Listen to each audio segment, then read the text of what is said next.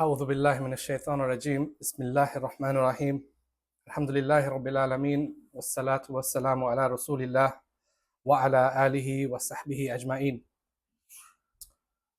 So when I was thinking about what to speak about today, and I was thinking every week we speak about Gaza, we speak about Palestine, we speak about the issues around the Ummah, and I asked myself, should I speak about it again? What are the ulama speaking about? What should the ulama be speaking about? When you go to the other masjids, what are they speaking about? Are they speaking about Gaza? Should they be speaking about it? And what is the responsibility of a scholar at a time where we are watching Gaza burn, where we were watching the Ummah burn? We're living in a time of trials, in a time of tribulations. The cries of the oppressed, they are so loud that they should split the skies. But instead, these screams, they seem to be deafening us, as though we cannot hear. And the bombs, they continue to rain down from the sky, and the rubble is being filled and soaked in the blood of our brothers and sisters and children and babies. And so we have to ask ourselves, have we become numb? Have we become numb to this pain of our brothers and sisters and what they are feeling? Have we gotten used to this barbarity from the occupation, who are brazenly committing crimes on a daily basis? And what's shocking is, maybe some of us are. We're not seeing much movement, much action. And when I was thinking about it, this numbness that is occurring amongst the congregations, this is also seeping in and spreading into our ulama, our scholars. This state of affairs is unacceptable. The ulama are the inheritors of the prophets. Our scholars are meant to be the vanguards and the protectors of our deen. But they shouldn't be busying themselves in just fiqh discussions and fiqh debates. They should be present amongst the collective atmospheres. They should be the ones who are at the forefront dealing with the vital issues that the Ummah faces, and at the forefront leading the way and guiding the Muslims. The Prophet ﷺ said, the superiority of a scholar and alim over the devout and abid is like my superiority over a worshipper, or like that of the moon in the night when it is full, and its comparison to the moon and the rest of the stars. And truly the scholars are the heirs of the prophets. Imam Ahmad al-Hanbal, he said about his teacher, Imam Shafi'i, he said that he is more important than air and water. And he's also narrated that the Prophet ﷺ said that a single faqih, a single scholar is of religion, is more formidable against the devil than 1,000 devout persons. The scholar is more formidable in front of the devil than 1,000 of us who are devout abids. And Allah subhanahu wa ta'ala says in the Quran that Allah will raise up to a rank, or raise the rank of those of you who believe and those of you who have been granted knowledge. So this is the level, this is the status of the scholars, of the ulama, of the alims. And all of us should be seeking to reach that level. We should all be seeking knowledge. This is an ibadah in itself. This is not to say that they shouldn't be doing this.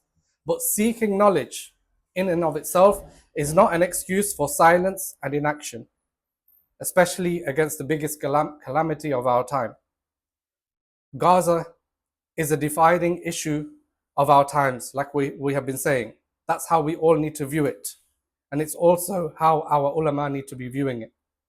To shy away from it in the middle of a genocide in the name of fiqh and seeking knowledge is not an option. Scholarly research and studying fiqh is needed. It has its place. It's required. But during times of trial and calamity, what must come first is understanding the vital issue that is at hand and setting the priorities according to Allah subhanahu wa ta'ala's commands. Gaza is a catastrophe for the Ummah. It's a civilizational disaster. And so it is our furqan of our time. It is where Allah subhanahu wa ta'ala will be distinguishing the believer from those who do disbelieve, from the true believers and the disbelievers. And so this is the real test for us. And this is a test also for the function of the scholars within the Ummah. Throughout Islamic history, if we look back, the big calamities, they have revealed the position of the scholars and the students of knowledge for their people. Imam Al-Izz Al-Salam, Ibn Salam, you may have heard of him. He was a highly respected Shafi'i scholar and jurist. He was given the title Sultan al-Ulama. He was the Sultan of the scholars. Why? Because he was highly intellectual and highly, he was profound and also upright on the truth always.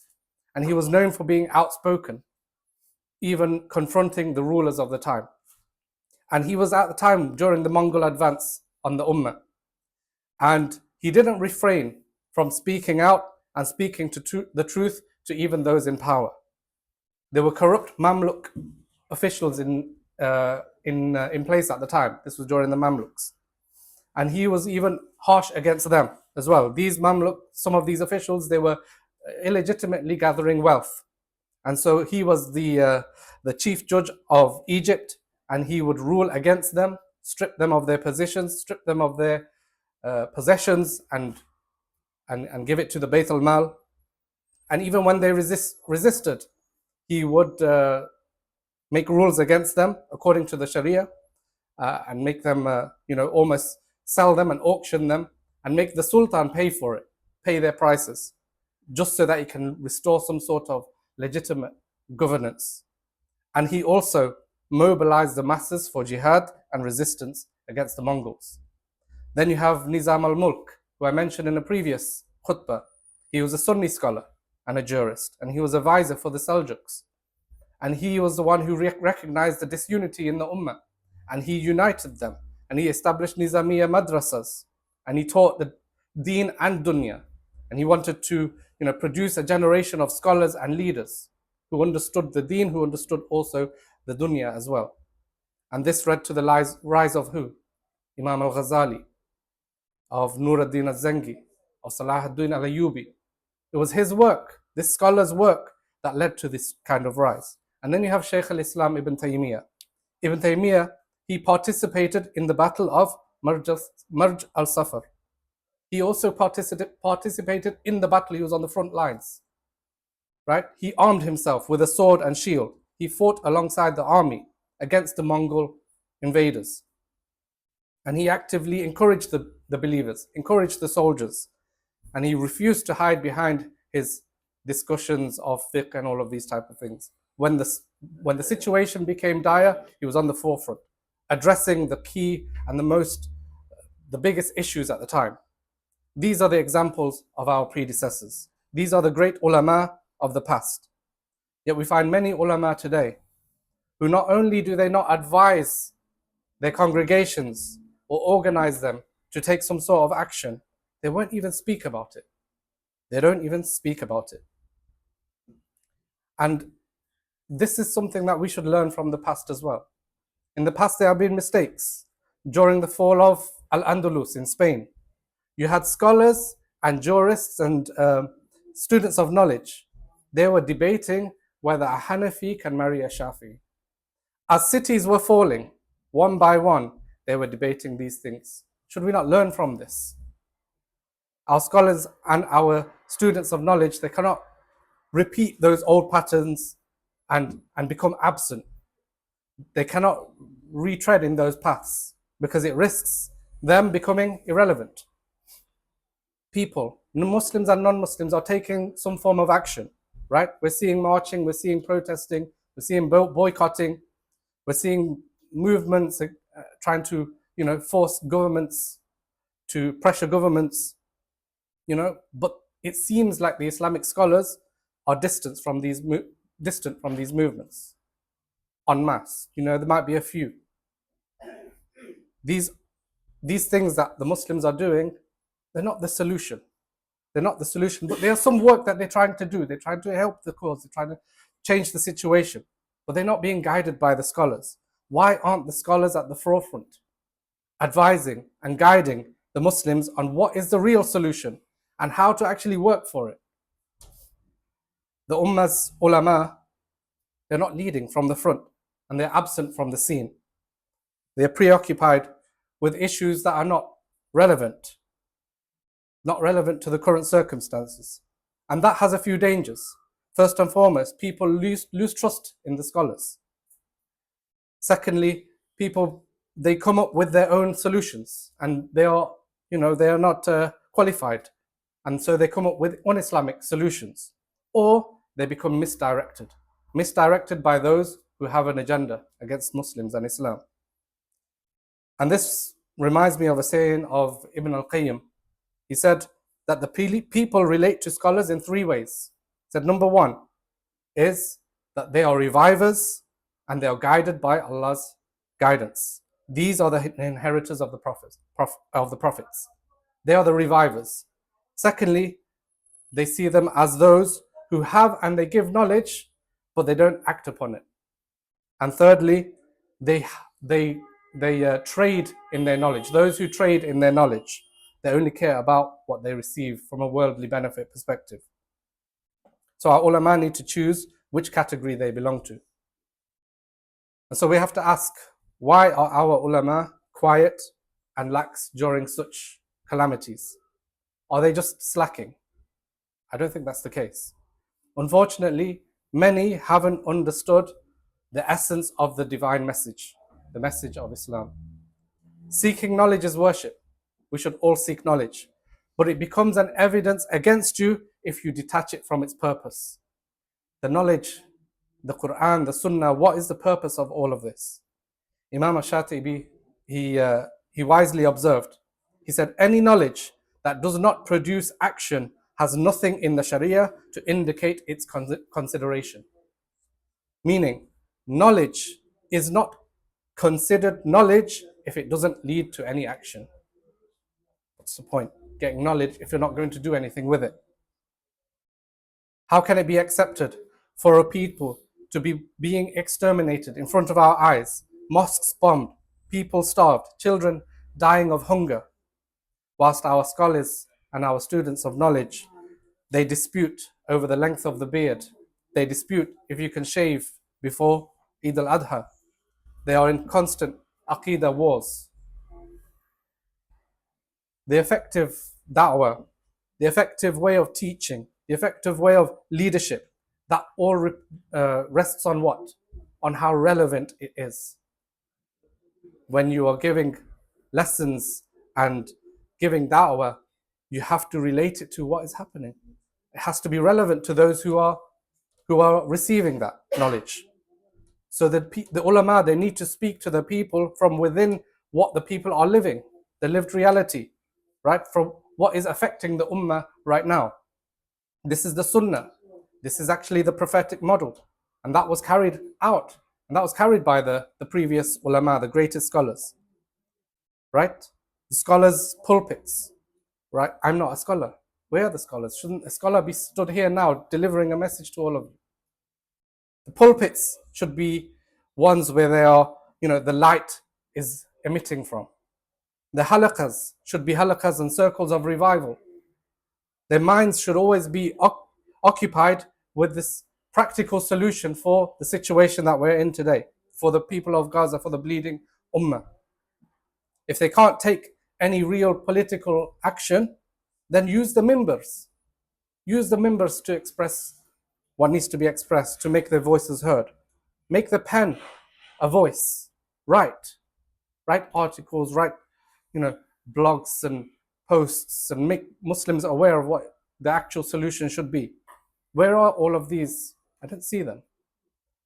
Ibn al-Qayyim, he talks about this scholarly framework in his books. And he talks about the upper and the lower limits of scholarly engagement.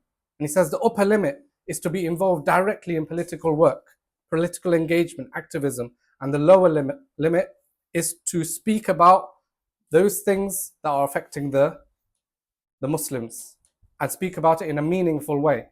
This is the lower limit, and there should be a balance between the two, he says. So this khutbah, It's not about bashing our ulama.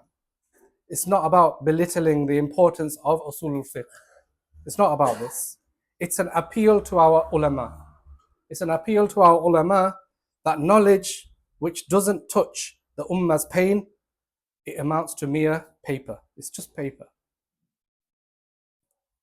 It's to demand that our ulama, they rise to the front, that they start leading their congregations and our ummah as a whole. And if the ones with knowledge are not found defending the oppressed, then where should they be found?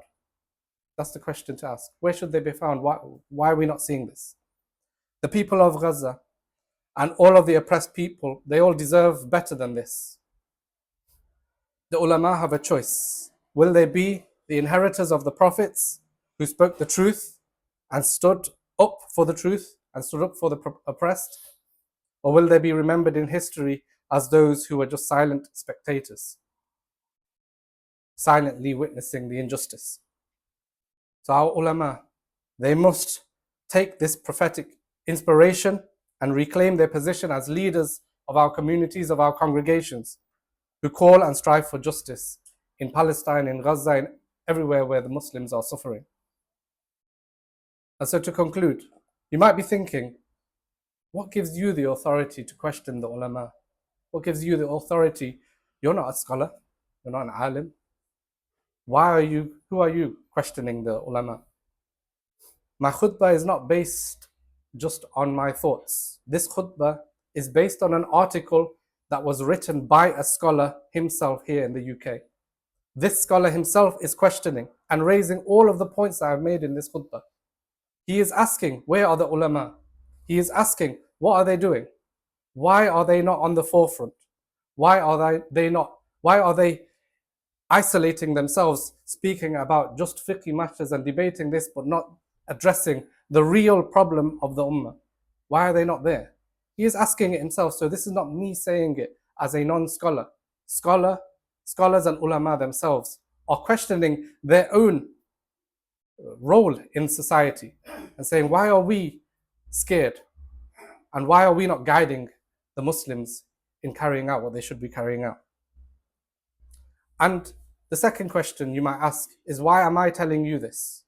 You might be thinking that there are no ulama or scholars here, that you're giving a message to them. Why are you saying it to us when they're not here, present in this Jamaat? What's the point? The point is, we are part of the Ummah, and the ulama and the scholars are part of the Ummah, and they come from us. They come from us. Remember this.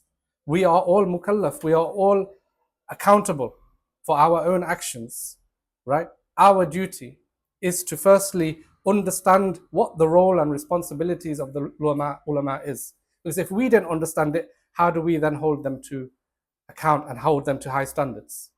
We need to understand this first and foremost. What is the role of the ulama? If we think that the role of the ulama is to just sit in a room coming up with fiqh rules and then going to them and saying, oh, scholar, how long should I keep my beard? Oh, scholar, should I keep my... If you think that's the role of the ulama, then they're okay to sit there and do that. But if we understand what the role of the ulama is, then we can hold them to that high standard and ask them, why are you not addressing the situation of the Muslims? Why are you not addressing what is the solution? And explaining to us how we go about changing the situation. So we are part of the ulama is part of the ummah. And our duty, like I said, is to hold them to those high standards. And it reminds me of a brother from the Jamaat. He bumped into me while I was out and about. And he came to me and he said, Alhamdulillah, your khutbahs, you guys are always speaking about Gaza. Always. This brother is from Derby and he goes to a masjid in Derby. He says, our imams in the masjid, they're not even speaking about Gaza. And we keep complaining and we keep saying, you need to speak about Gaza, you need to speak about Gaza. And they are not. But you brothers, you're not even scholars or imams and you're speaking about it. MashaAllah, carry on. And this made me think, why are the ulama not speaking about it? Why are our imams not speaking about it? They should be, and so we should be pressuring them and making them feel the heat. Everybody is speaking about it. We shouldn't be scared. Even non-Muslims are speaking about it. So we should be the ones who are holding them to these high standards. And like I said, the ulama come from us. Our children and our future generations will be the ulama of the future. So we should be the ones that are making them understand that yes, you're going through this alim course not just because you want to become knowledgeable and then become an imam and so you can teach children and that's it. No, we need to make them understand you're going through this alim course not for worldly benefit. It's for the sake of Allah subhanahu wa ta'ala, so we can change things. And I'll end it on a verse of the Quran. Allah subhanahu wa ta'ala says in Surah Al-Imran that Allah Himself is a witness that there is no God worthy of worship except Him. And so are the angels and people of knowledge. I.e., the angels and the people of knowledge are a witness. And Imam Ghazali commented on this ayah by saying, see how Allah has mentioned Himself first, the angels second, then men endowed with knowledge, and men endowed with knowledge third. He said, in knowledge is honor, excellence, distinction, and rank. So may Allah guide the ulama with your divine guidance and grant them the ability to understand Allah's book and the sunnah of the Prophet sallallahu alaihi wasallam. O Allah, increase them in knowledge and understanding and make them instruments of guidance for the Muslim community. And O Allah, grant them the ability to discern truth from falsehood and to convey the message of Islam with wisdom and clarity. أقول قولي هذا وأستغفر الله لي ولكم ولسائر المسلمين فاستغفروه إنه هو الغفور الرحيم.